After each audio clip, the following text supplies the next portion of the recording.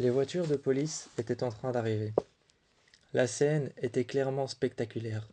Ce n'était pas un meurtre impulsif, ce n'était pas un meurtre passionnel.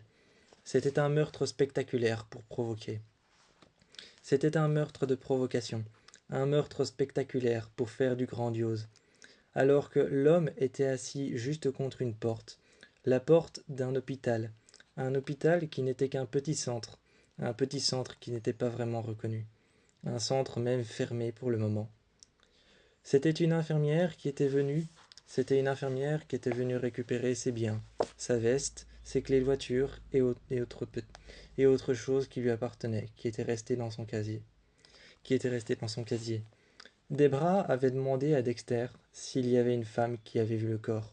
Dexter était en train de regarder et de prendre des photos.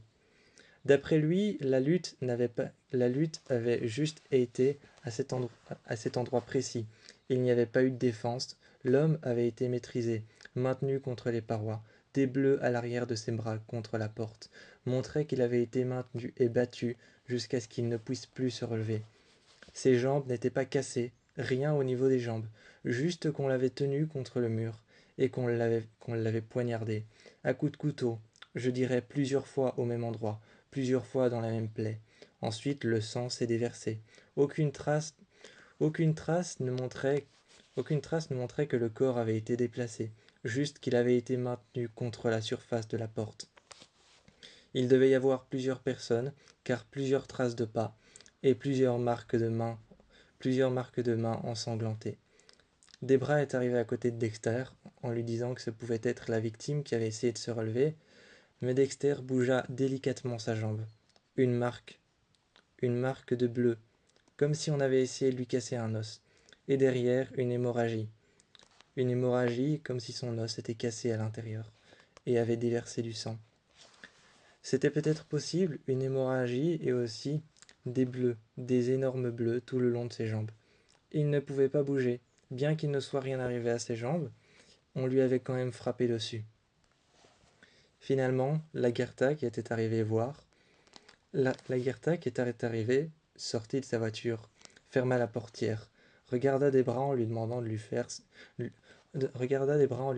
faire, un descriptif de ce qui s'était passé, de ce qui était arrivé à la personne, même si elle regardait un peu au-dessus de son épaule.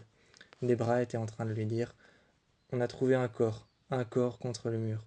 On ne sait pas encore si l'agresseur a tenté On ne sait pas encore si l'agresseur a tenté de faire passer un message ou si c'est simplement de la violence. De la simple violence pure et dure. » Quand Lagertha a remarqué, simplement l'homme contre, contre, le, contre le mur et juste à côté du mur, contre la porte, quand elle l'a remarqué, elle a vu que c'était de la violence pure, sans message à faire passer. Debra, derrière, était en train de regarder les alentours, voir s'il y avait quelqu'un auquel elle pouvait poser des questions, quelqu'un qui avait trouvé le corps.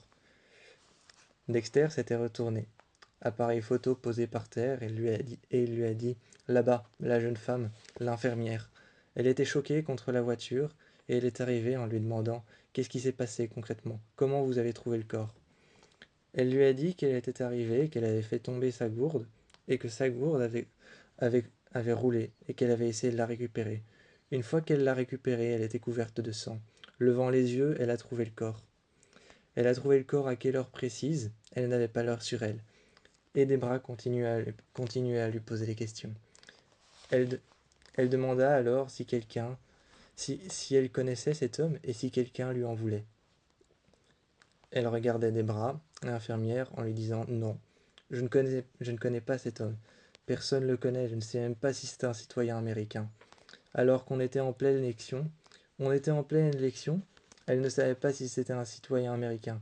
Mais une chose est sûre, c'était que s'il faisait partie de ceux qui avaient voté pour Trump, il était certainement dans, il était certainement dans le camp de ceux qui allaient se faire tuer. Tué par qui, Debra?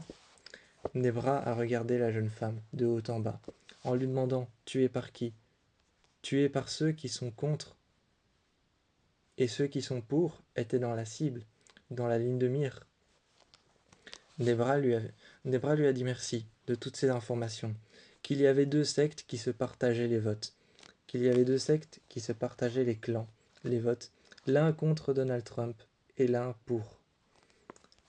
Alors une fois cette information récupérée, au commissariat, Debra avait rassemblé tout le monde. Dexter, devant, était en train de regarder les photos sur son appareil photo, de voir ce qu'il pouvait en faire, de récupérer le sang sur la scène de meurtre, et de voir ce qu'il pouvait en faire dans son laboratoire. Il était parti avant même qu'elle finisse son débrief.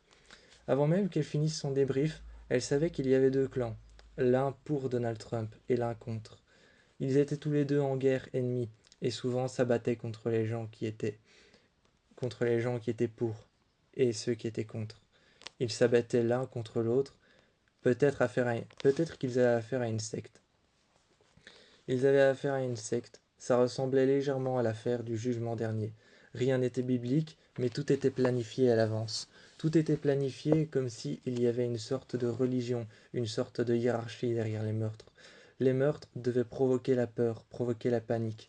Il y avait une sorte de hiérarchie. Il fallait maintenant trouver la personne qui gérait les meurtres, la personne qui gérait tout ce qui s'était passé. Et il fallait trouver des empreintes sur le couteau, même s'il n'était pas là. Il fallait trouver des empreintes sur le corps. Ils sont retournés là-bas. Et Dexter a trouvé une empreinte sur la porte. La porte avait été franchie. La porte avait été franchie et avec une lumière UV. Il avait trouvé des pas sur le sol. À l'intérieur, ils y étaient restés. Un deuxième corps à l'intérieur. Exactement la même violence. Aucun message à faire passer.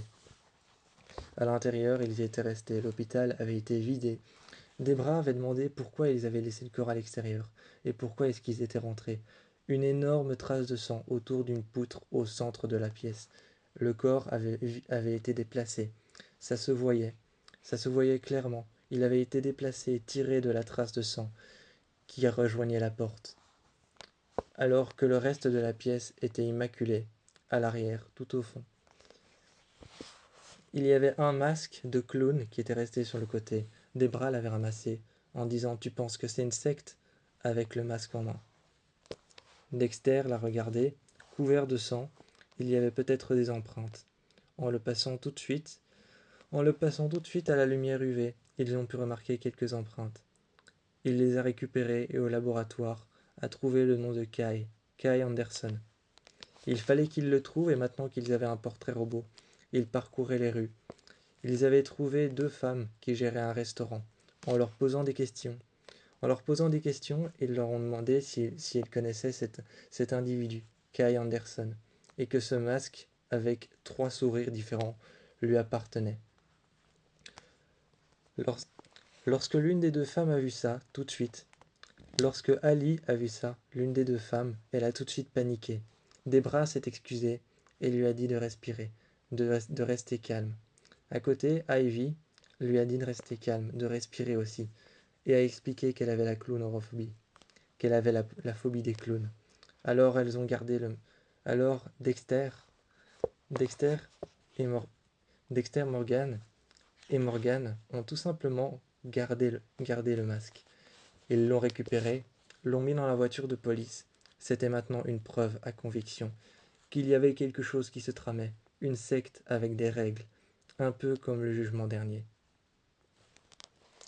Maintenant qu'ils savaient quoi faire, qu'ils savaient comment procéder, une secte avec des règles, une hiérarchie et des messages à faire passer, des messages de violence brute.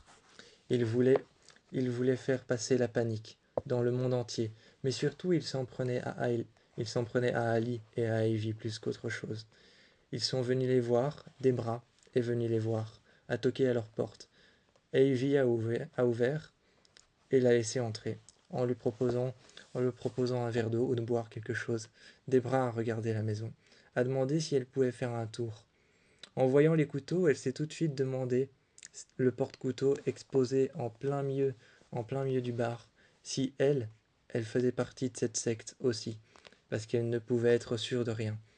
Alors elle a demandé pourquoi le porte-couteau était bien exposé au milieu. Maevy, les épaules un peu redressées vers l'arrière, a dit que sa femme était un peu nerveuse à l'idée d'être entourée d'une secte. Morgane répondant, ça se comprend, regardant alors le porte-couteau différemment tout de suite de comme elle l'avait regardé avant, en pensant que c'était peut-être elle qu'elles avaient le porte-couteau en évidence parce qu'elle faisait partie de la secte. Là, elle le regardait comme un objet pour se protéger de la secte. Tout de suite, elle comprit qu'elles étaient visées, l'une comme l'autre. Elle n'avait pas à venir au commissariat, à répondre à des questions, mais juste simplement répondre aux questions maintenant. Est-ce qu'elles étaient au courant qu'il y avait eu un autre meurtre? Et est-ce qu'elles étaient au courant et écoutaient les informations? Depuis que Alice était enfermée dans la maison, avait mis des grilles aux fenêtres. Debra avait dit « C'est un peu extrême, non, mettre des grilles aux fenêtres ?» Mais Ivy lui a expliqué. Ivy lui a tout de suite expliqué pourquoi est-ce qu'elle avait mis des barreaux aux fenêtres et à la porte. Quand Ivy lui a expliqué pourquoi elle a mis des barreaux, Debra avait compris. Ils étaient visés par une secte de malades. Il fallait maintenant trouver le meurtre suivant. Et quand est-ce qu'il allait se produire?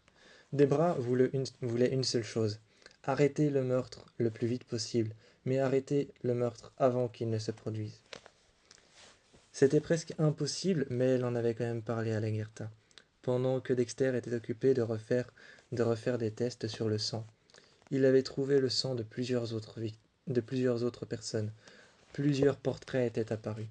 Une jeune femme, un jeune homme et un autre jeune homme, tous d'une trentaine d'années ou d'une vingtaine d'années. Et l'une des deux, qui s'appelait Winter, était la sœur de ce Kai Anderson. Il fallait maintenant la chercher et se mettre à trouver Winter. Winter et Kai Anderson étaient tous les deux derrière cette secte. Peut-être même qu'ils la partageaient à eux deux. C'était pour le moment qu'une supposition, mais Winter était la nouvelle cible de Debra. Maintenant, il ne manquait plus qu'à les trouver. Mais cela n'allait pas s'avérer être facile, n'allait pas s'avérer être chose facile, avec les meurtres et les cadavres qui s'empilaient les uns sur les autres, le sang qui s'empilait et les affaires qui s'empilaient les unes sur les autres, un peu comme des dominos qui tombaient. Dans une ville comme celle-ci, qui est bouleversée par une secte qui ne fait que promettre une seule chose, la peur et l'angoisse, la panique, et qui psychologiquement manipule les habitants pour qu'ils se joignent à eux. Ce n'allait pas être facile de trouver où se trouvent les vraies victimes et où se trouvent les personnes qui font partie de la secte.